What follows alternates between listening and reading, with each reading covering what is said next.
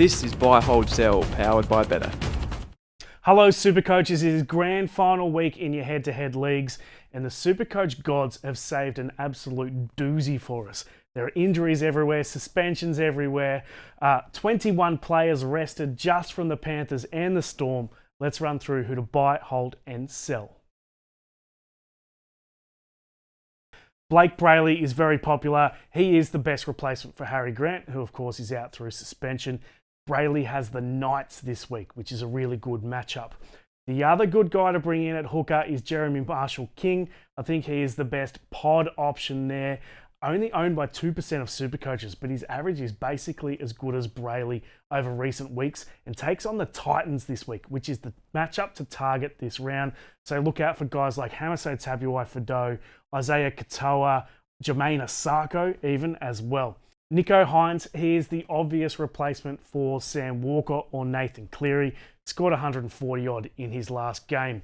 Reece Walsh is going to be hugely popular, particularly with Dylan Edwards not being named this week.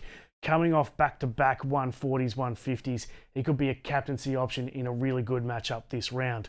The other guy killing it at fullback is Tom Trbojevic, who turned back the clock with 180 on the weekend in DCE's 350th game. Could be one to watch given that the Sea Eagles need to win their last two games to make the finals. Tino for Asmawali, very cheap this week at 500 odd K. So if you're looking to sell someone like Kikau or Katoa, he is the really obvious option. The other guy I like in that position is Hudson Young, who we know has been killing it for Supercoach for most of the year. He also has a really good run home against the Tigers and the Dolphins for the final two games.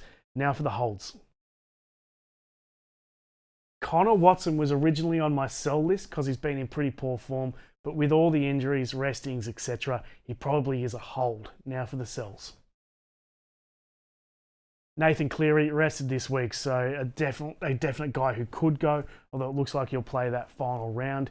Eli Katoa finally gets a rest. He's played every game this year, but gets a rest this week for the Storm.